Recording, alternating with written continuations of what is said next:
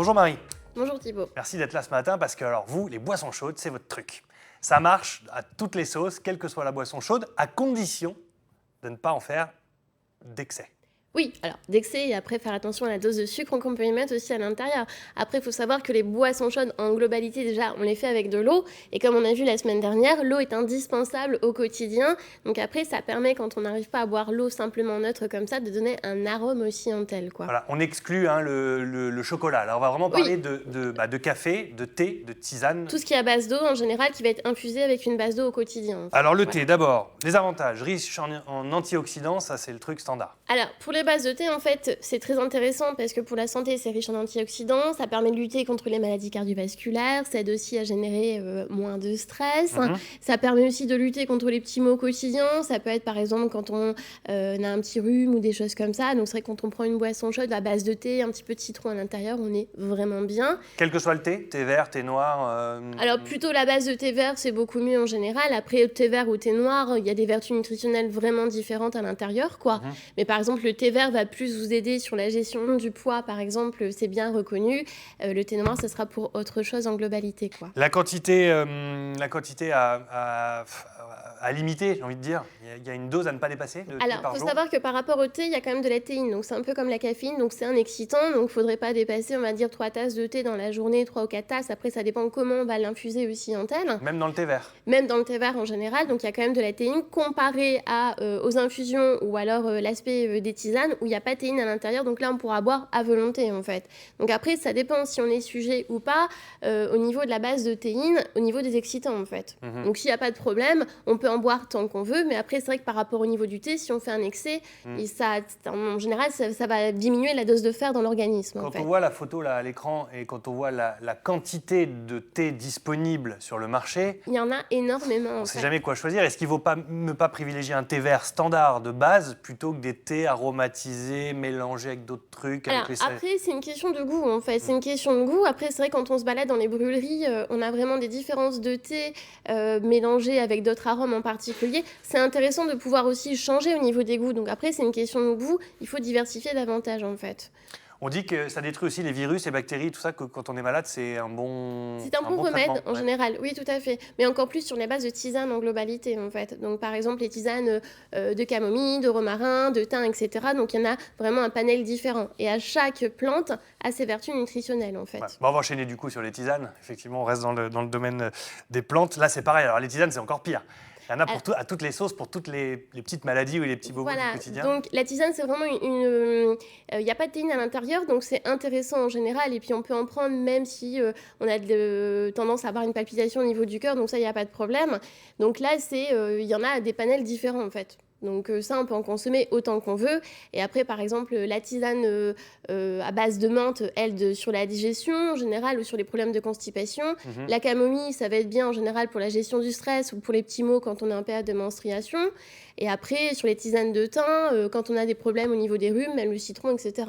Donc ça, c'est vraiment, on va dire, la tisane, vous pouvez en consommer autant que vous voulez. Il n'y a pas de limite là pour le coup. Il n'y a pas de limite. Le seul désagrément, c'est qu'on va aller tout le temps aux toilettes. Donc là, il faut faire attention aussi, quoi. Comme ça fait du bien aussi, ça nettoie un petit peu. Ça permet de drainer davantage aussi, en fait. Après, sur l'aspect du café, en fait, parce qu'on n'a pas encore parlé du café, le café est intéressant, il est plus riche en antioxydants que les bases de thé, mais après, faut faire attention si on a une tendance justement à avoir des problèmes cardiaques, si on est hypertendu, à pas trop en consommer. En général, on dira pas plus de 3 tasses dans la journée. Et alors 3 tasses, les petites tasses d'expresso Voilà, ou les mugs, des moyennes, on va dire des moyennes comme ça, entre un peu plus grand que l'expresso en général, mais pas le mug non plus en tel, en fait. Donc après, c'est intéressant pour la richesse en antioxydants. Après, ce qu'il y a, c'est que il y a des désagréments si on en consomme un peu trop au niveau digestif. On a tendance plutôt à partir en diarrhée, donc ça, il faut faire aussi attention. Après, tout comme le thé, on n'en a pas parlé, mais si on en consomme trop, ça a tendance à tacher un peu les dents, en fait. Donc ça, c'est vraiment le désagrément. Le désagrément en général, quoi. Mais sinon, on peut en consommer aussi un peu, quoi. Très bien. Attention de ne pas tomber trop dans les excès, parce qu'effectivement, ça peut irriter aussi le bidon. Le bidon, voilà, c'est ça. On va terminer juste avec souvent, les Chinois disent « buvez juste de l'eau chaude, sans rien ».